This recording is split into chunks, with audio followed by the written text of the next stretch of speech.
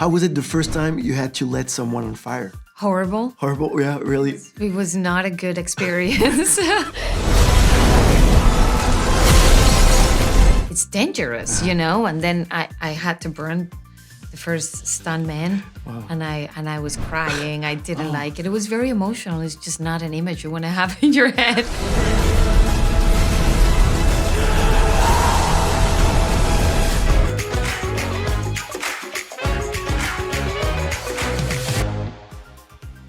Okay.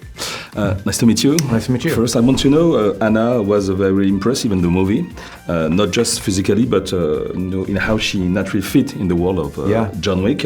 I guess she trained a lot, of course, but was there something instinctive about her approach that you that surprised you? There are many things, but one of the things that was, I think, really stands out that people will be impressed by, and is very important for separating just a cool action character and a real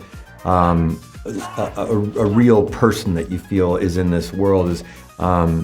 Is there's the vulnerability, the emotion, and the performance within the action. And what I mean by that is there's often, because the choreography, the action sequences are so detailed and so much work goes into them that often the acting takes a little bit of a backseat during those moments, because it's so much going on to remember and make sure that these, there are very long sequences as well, long takes, that the action is the important forefront of that moment.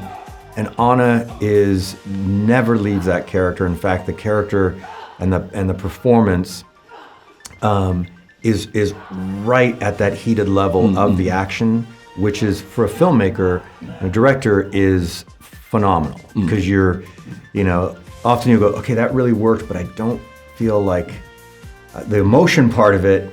Yeah, the punch is all connected, but the emotion didn't connect.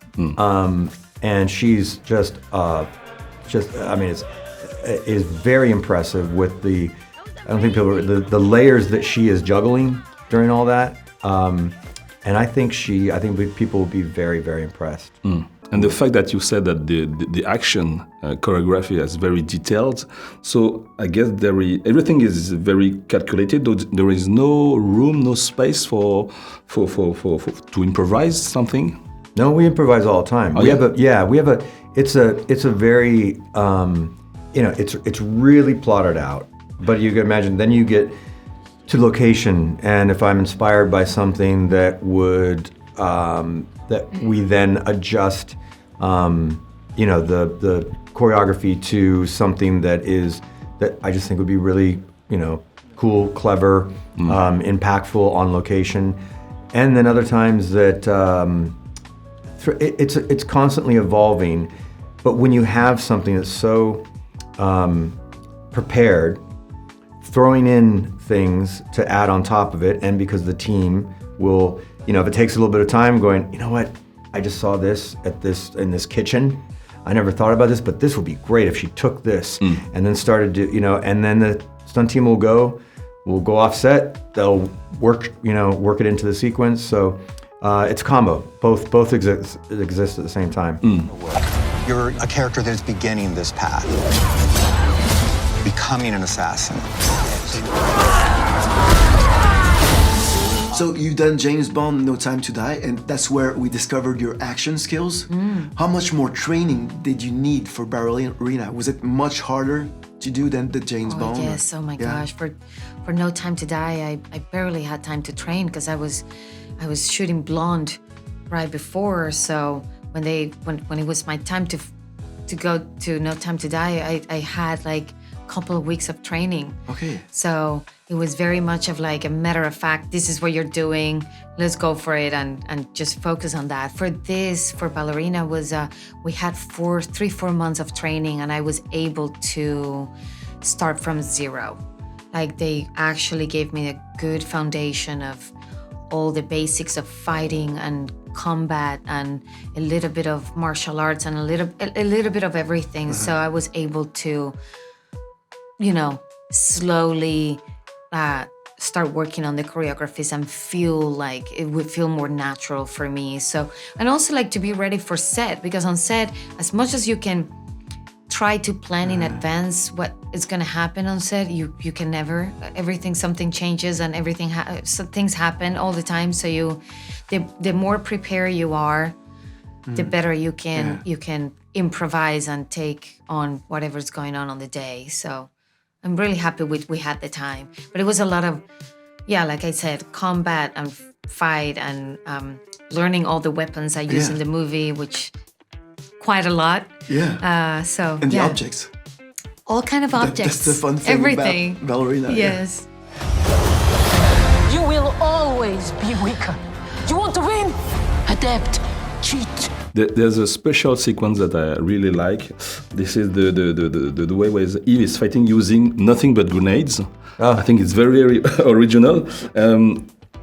That must be a huge challenge to do this enough. It was one of the more challenging sequences because of because it's grenades and we are doing some live pyrotechnics. They're not as big as but there are charges that would really, really harm somebody quite badly. So a lot of that, and staying in these longer shots, the set itself we built with certain magic trapdoors and things, so that a guy gets pushed behind a door.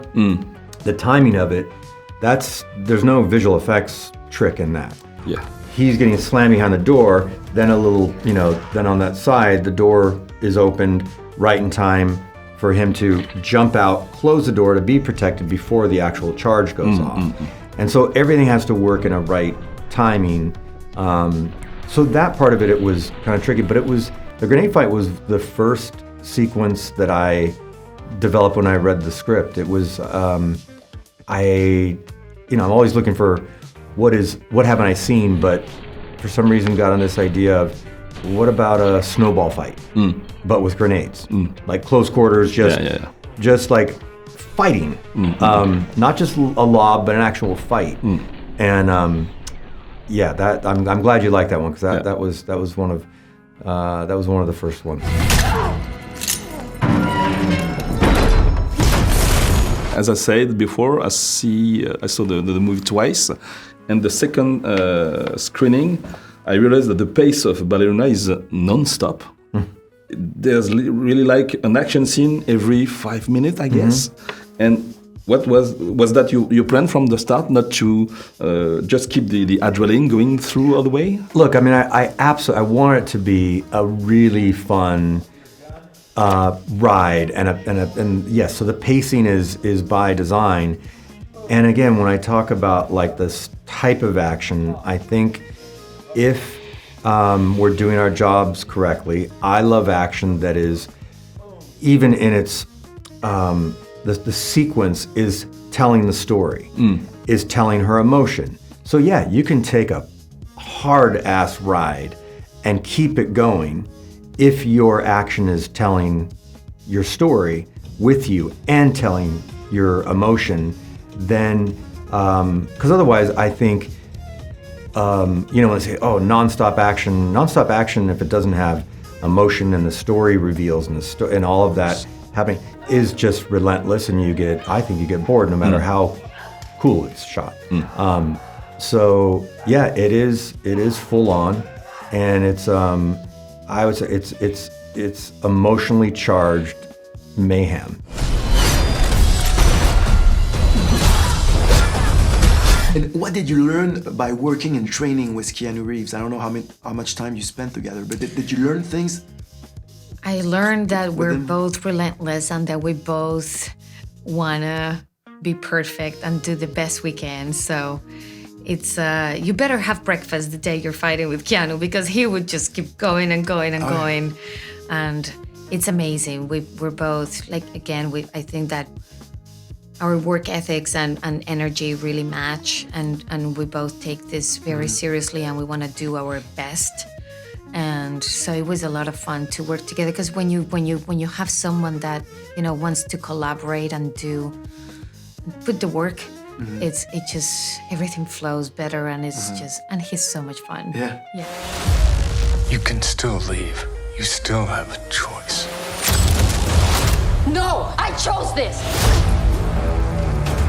The original John Wick movie really came out, of the creative partnership between Keanu Reeves and Chad Stahelski. So they've built something very specific with the franchise. Was it complicated to step into that universe? Because did you have some space to create your own vision?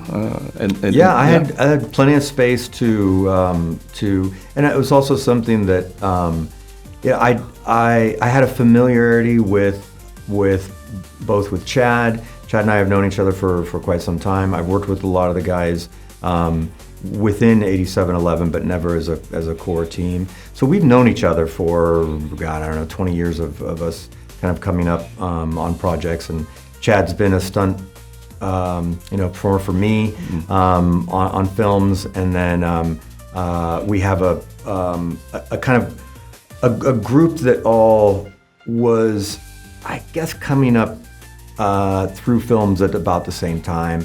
So there's a lot of shared commitment to what kind of action John Wick specifically is, and it's the kind of action that I have the same respect for, in terms of it really is searching for cleverness and what can we give the audience that they haven't seen, because we've all seen some of action movies that have very well executed action that after you look at it, you go, okay, it was well done, but I've seen it before. Yeah.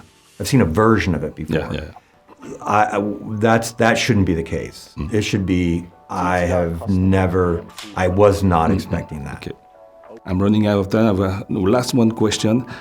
What about the fact that this year there's going to be an Oscar for the stuntman? It's wonderful. It's wonderful. Yeah. It's great. I think in a way like what took so long, quite honestly. But look, I'm so happy to see that it's that it's official.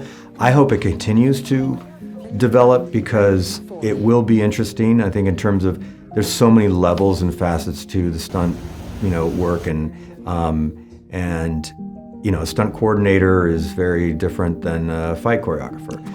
So in a way, it's a little like saying best post-production, which there's so many levels to post-production. And so, but I think that's, look, starting out, and I hope it continues to kind of branch out, and well overdue. Yeah. Thank you. Thank you very much. Thank you.